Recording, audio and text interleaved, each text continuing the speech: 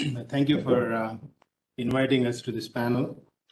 This discussion is going to be slightly different. There has been a lot of talk about grid resiliency and how it affects generally all of us, extreme weather events and so on. So I'm going to talk about the underpinnings of that power, which is the different forms of energy and how that is being used, and some of the variations in the use of that energy and its impact.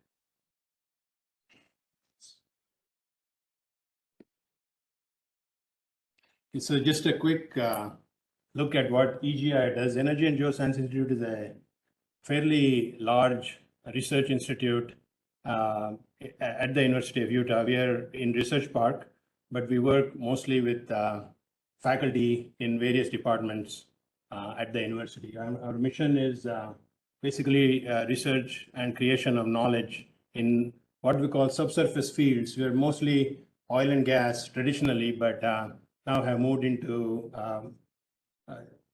technologies that use that knowledge. So CCUS, which is carbon dioxide capture and utilization, geothermal research. We have one of the largest geothermal projects in the world that is being run out of Energy and Geoscience Institute. And essentially using those technologies to transition to a low carbon future as we see it. Okay, so as I said, this is going to be a slightly different discussion of the overall energy usage. As you can see here, and you've seen some of these, some of this data already. The energy mix that we use currently, coal is kind of peaked and in fact is decreasing, as you can see here.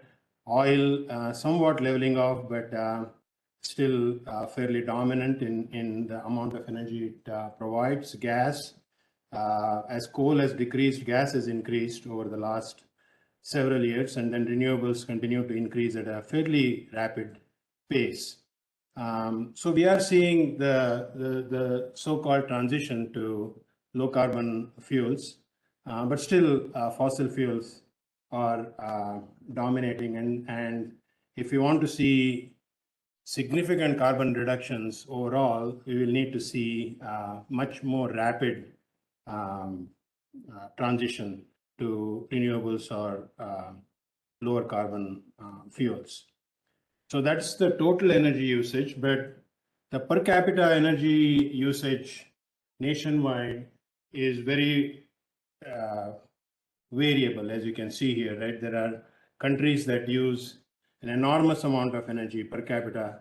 North America, for example, some countries in Europe, Australia, whereas there are lots of parts of the world, in countries in Africa and even in South America, that have fairly low per capita energy consumption. This type of a pattern, I don't have good data. There probably data does exist, but it literally is repeated state-wise if you look at United States, or community-wise if you look at cities and other areas, right? So the quality of life, which to a large extent depends on per capita energy usage, is highly variable. And we are talking about how do we serve those communities that are affected by, I guess, less energy use or higher pollution. And this is something that I just got from a very recent article in Ecosphere in 2022. As I said, most of us probably are aware that the quality of life or is dictated to a certain extent by the amount of energy we use. And here are several indices of that well-being. Access to electricity, for example, which has been the big discussion topic here today.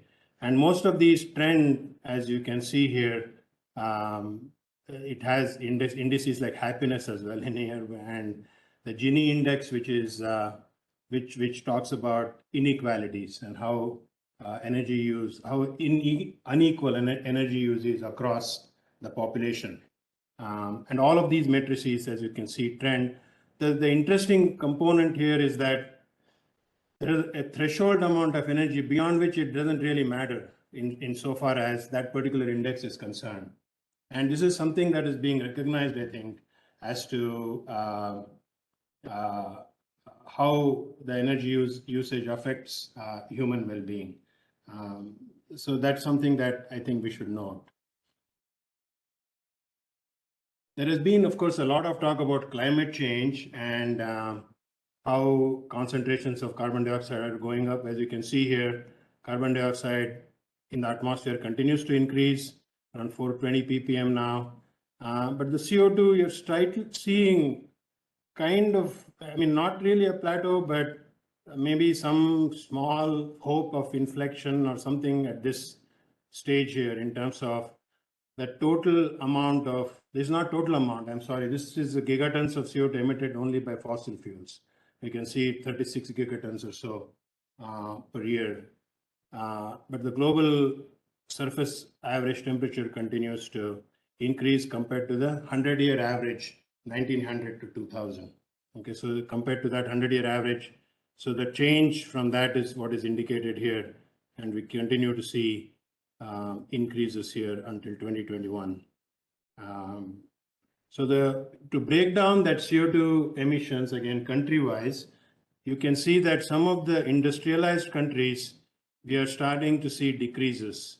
European Union, United States even, maybe even some small changes here in China as well, but rest of the world, we continue to see increases in CO2 emissions. So to see CO2 emissions decrease worldwide, we will have to see accelerated emission reductions everywhere. But CO2 is only one part of the equation, right? So that's one of the things that I want to emphasize. What really affects communities are other products that are also created by fossil fuels, which we call criteria pollutants. So these are highly regulated by the Environmental Protection Agency. So carbon dioxide, by the way, even though the emissions are regulated or are monitored, the actual concentration of CO2 in the atmosphere are not regulated. But the amount of carbon monoxide, for example, is regulated, right? Ozone is regulated. And we see with the promising signs, as you can see here after the Clean Air Act, the CO reductions steadily go down, kind of leveled off now in the later years. Ozone is a pesky problem. It's a difficult problem because of the distributed nature of where ozone is coming from. Mostly comes from high temperature processes in automobiles. So it's a distributed source. So it's very, very difficult to control. And the base levels of ozone are very high in some levels, including Utah. And as a result, Utah in summertime is in non-compliance for ozone, right? So I mean, and we know that, and it's really hovering around where the national standard is nationwide, and Utah is higher. Lead, after lead was taken out of gasoline, things went better, and now it's almost at the but still, unfortunately, worldwide, lead is still used in some gasoline for anti-knock purposes. And then another pesky problem is the particulates, PM 2.5. As you can see here, in fact, we still start seeing some trending up in the last few years.